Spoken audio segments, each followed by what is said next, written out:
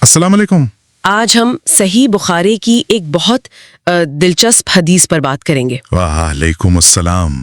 جی، یہ قرآن کے نازل ہونے کے بالکل شروعاتی دنوں سے جڑی ہے۔ ہاں، اور یہ بتاتی ہے کہ پیغمبر محمد صلی اللہ علیہ وآلہ وسلم نے وحی کو کیسے حاصل کیا شروع میں۔ جی، یہ واقعی ایک اہم واقعہ ہے۔ اس کا ذریعہ ہے صحیح بخاری جلد 1 حدیث نمبر 4۔ اور یہ سورہ القیامہ کی آیتوں کی تشریح ہے نا، آیت 16 سے 19 تک۔ بالکل، اور اسے حضرت ابن عباس رضی اللہ عنہ نے بیان کیا ہے۔ تو ہوا یہ تھا کہ جب پیغمبر صلی اللہ علیہ وآلہ وسلم پر وحی اترتی تھی شروع میں، جی، تو آپ اسے فوراً یاد کرنے کی کوشش میں، مطلب تھوڑی فکر میں اپنے ہونٹ تیزی سے ہلاتے تھے۔ ہاں بالکل۔ حدیث میں آتا ہے کہ اس میں آپ کو کافی مشقت، مطلب تھوڑی مشکل بھی محسوس ہوتی تھی۔ جی، اور ابن عباس رضی اللہ عنہ نے یہ سمجھانے کے لیے خود اپنے ہونٹ ہلا کر بھی دکھائے تھے۔ ہاں، یہ اس وقت کی کیفیت کو دکھاتا ہے نا، وہ ایک انسانی پہلو کہ کہیں اللہ کا کلام ضائع نہ ہو جائے۔ بالکل، وہ بے چینی اور کوشش صاف چھلکتی ہے۔ جی، تو آئیے اسی اہم واقعے اور اس میں جو گہرا پیغام چھپا ہے اس کو تھوڑا سمجھتے ہیں۔ ہاں، کیونکہ اسی دوران اللہ کی طرف سے سیدھی ہدایت آئی۔ وہی سورۃ القیامہ آیت 16، لا تحرک بہ لسانک لتعجل بہ، یعنی اے نبی تم اپنی زبان کو اس قرآن کے ساتھ جلدی حرکت نہ دو۔ بالکل، تو یہ ہدایت آئی کیوں؟ پیغمبر کی اسی شروعاتی جلد بازی کے جواب میں، ہے نا؟ جی ہاں، یہ آیت سیدھے اسی ظاہری حرکت کو اور اس کے پیچھے جو دلی کیفیت تھی اس کو ایڈریس کر رہی تھی۔ اچھا، اور اس کے فوراً بعد جو آیتیں آئیں وہ صرف منع نہیں کر رہی تھیں، بلکہ ایک بہت بڑی تسلی اور ایک وعدہ تھی اللہ کی طرف سے۔ ہاں، جیسے آیت 17۔ جی، آیت 17 میں فرمایا انا علینا جمعہ وقرآنہ، اس کا مطلب؟ یعنی بے شک اسے تمہارے سینے میں جمع کرنا اور اسے پڑھوا دینا ہماری ذمہ داری ہے۔ سبحان اللہ، یہ تو بہت بڑی بات ہے۔ مطلب یاد کرنے کی پوری ذمہ داری اللہ نے خود لے لی۔ بالکل، پیغمبر صلی اللہ علیہ وسلم کی ساری فکر ہی ختم کر دی۔ ہاں، اور یہ صرف یادداشت کا مسئلہ نہیں تھا، اللہ یہ بتا رہا تھا کہ اس کلام کی حفاظت کا ایک ایشوریہ نظام ہے۔ اس میں انسانی کوشش یا جلد بازی کی ضرورت نہیں ہے۔ صحیح۔ پھر اگلی آیت 18۔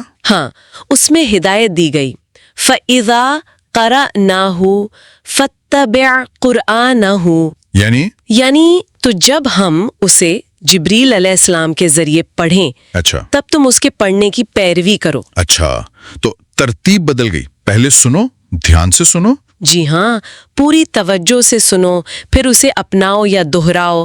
جلد بازی کی جگہ سکون اور توجہ نے لے لی۔ اور پھر آیت 19 بھی ہے۔ جی، آیت 19 میں اللہ نے یہ بھی صاف کر دیا، ثم انا علینا بیانہ، یعنی پھر بے شک اس کا مطلب واضح کر دینا بھی ہماری ہی ذمہ داری ہے۔ بالکل۔ تو دیکھیے، یاد کرانا، پڑھانا اور پھر مطلب سمجھانا سب اللہ کے ذمے۔ یہ تو مطلب پورا پیکج تھا تسلی کا۔ جی ہاں، بالکل۔ اور حدیث میں یہ صاف طور پر بتایا گیا ہے کہ اس کے بعد پیغمبر صلی اللہ علیہ وسلم کا طریقہ بدل گیا۔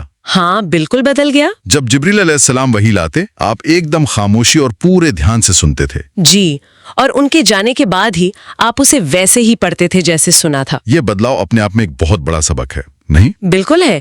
یہ دکھاتا ہے کہ علم حاصل کرنے کا، خاص طور پر اللہ کے کلام کا، ایک ادب ہے، ایک طریقہ ہے۔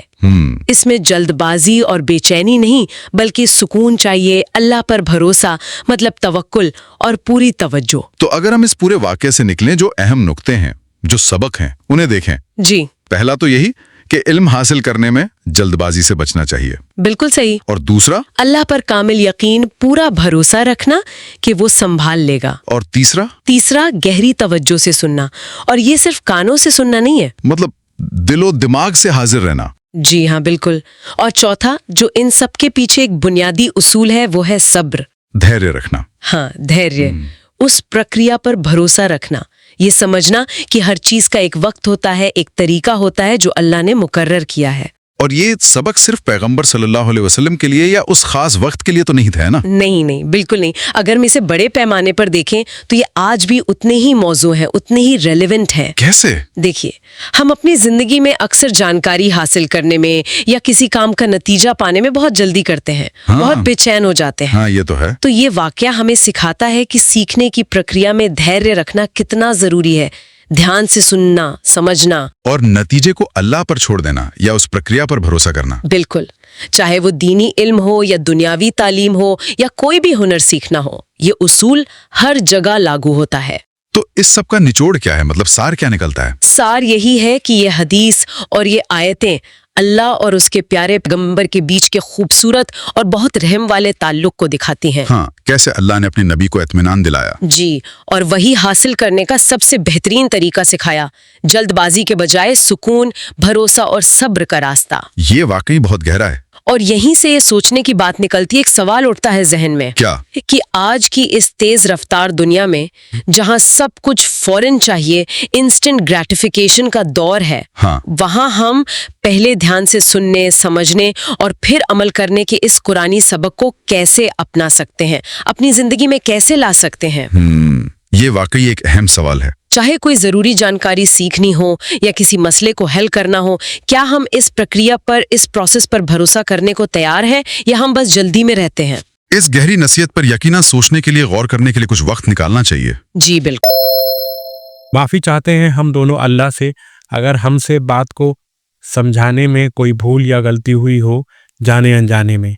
अल्लाह ताला हमें और आपको दीन के नूर हिकमत को समझने और उस पर अमल करने की तौफीक अता फरमाए। जज़ाकल्लाह हमें सुनने के लिए।